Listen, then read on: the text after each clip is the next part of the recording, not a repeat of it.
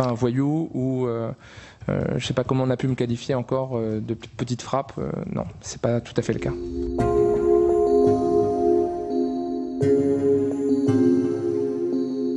La rétrogradation, elle est intervenue à mon retour.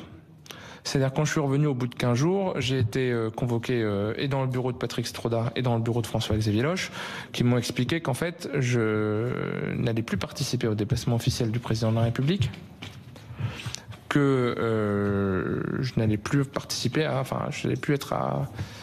J'allais plus avoir les mêmes activités, donc je l'ai pris très mal. J'ai vécu ça comme une humiliation. J'avais déjà eu une première sanction et on m'a expliqué que j'allais plus le faire. Bon. J'ai été bien élevé. Et j'ai un profond regret pour le propos que j'ai pu avoir à votre rencontre, Monsieur le Président. Parce que, quelles que soient les circonstances, quelle que soit la pression, on ne s'en prend pas aux hommes. Et j'ai le regret d'avoir eu les propos qui ont été les miens à votre rencontre. Pour le reste, je voulais vous assurer de mon respect total de l'institution, des institutions, du Sénat et des sénateurs. Et vous présenter mes excuses, Monsieur le Président Bas, en ce qui concerne les propos que j'ai pu avoir, parce qu'on n'attaque pas les hommes. Je suis au regret de vous dire que je n'étais pas le garde du corps d'Emmanuel Macron. Je n'ai jamais été le garde du corps d'Emmanuel Macron. À partir du moment où vous êtes dans une tâche où vous faites l'interface entre le candidat et un certain nombre de personnes, où vous êtes un facilitateur, vous avez une proximité physique avec la personne.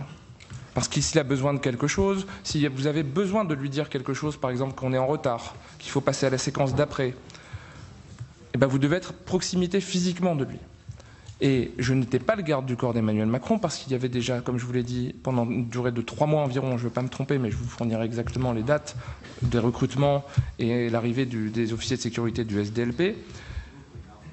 Vous aviez 2 personnes qui étaient en charge de la protection, qui étaient dans la voiture avec Emmanuel Macron, qui l'accompagnaient partout, même là où je n'allais pas, hein, le soir, dans des rendez-vous, chez des médias, etc. Je n'étais pas avec lui.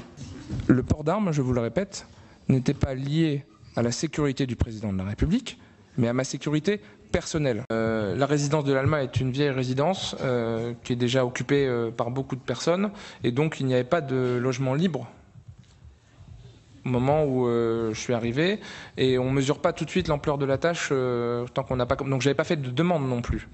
Au préalable, dès mai 2017, j'ai pas fait de demande à être logé.